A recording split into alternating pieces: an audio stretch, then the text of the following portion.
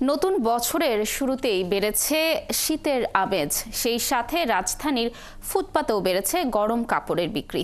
তবে বিক্রেতারা বলছেন এখনো বাজার তেমন জমে ওঠেনি।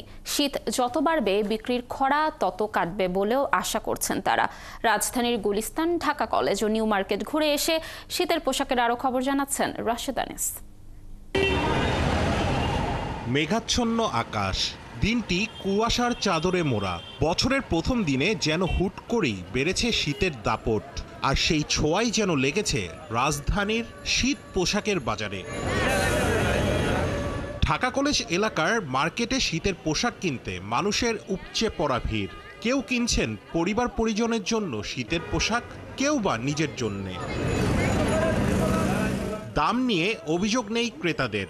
বিক্রেতারা বলছেন মাসের প্রথম দিনেই ক্রেতাদের হাত খালি থাকে, তাই সপ্তাহখানেক পরই ক্রেতা ভিড় বাড়ার আশায় আছেন বিক্রেতারা। ছেলে ও মেয়েদের পোশাক এখানে বিক্রি হচ্ছে 200 থেকে 500 টাকার মধ্যে। মেয়েদের গেঞ্জির দাম রাখতেছে আমরা 150 করে, আর ফুলাতা রাখতেছি 200 করে। বেচা কিনা যে তেমন ভালো না, মাত্র ঠান্ডা পড়তেছে, সামনের দিকে বাড়বো। শীতের কাপড় কিনতে আসছি, আলহামদুলিল্লাহ ভালোই। এখানে বাইরে যে কাপড়গুলো আসছে ভালো এক্সপোর্টের। কিনে নাকি ওই কোনো কিছু কিনতেছে না, সবাই টাকা পয়সা নাই কিনা বলতে পারতেছি না। জানুয়ারি মাসে আপনার পোলাপানের স্কুল ভর্তি করবো, বই খাতা কিনবো, আমাদের সব শীতের কাপড় চোপড় আমরা কিনবো। গুলিস্তানেও জমে উঠেছে শীত পোশাকের বাজার। ছেলেদের প্যান্ট, শার্ট, হুডি ও টি শার্টের দাম রাখা হচ্ছে 300 থেকে 500 টাকার মধ্যে।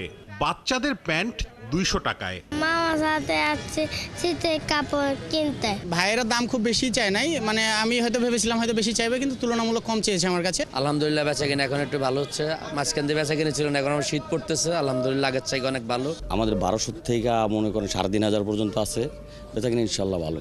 শীতকে ঘিরে স্যুট ও ব্লেজারের দোকানগুলোতেও বেড়েছে ক্রেতাদের ভিড়। সেই সাথে ক্রেতাদের চাহিদা অনুযায়ী দোকানগুলোতে রাখা হয়েছে হরেক রকমের পোশাক। রাশেদ আনিস, 71, ঢাকা।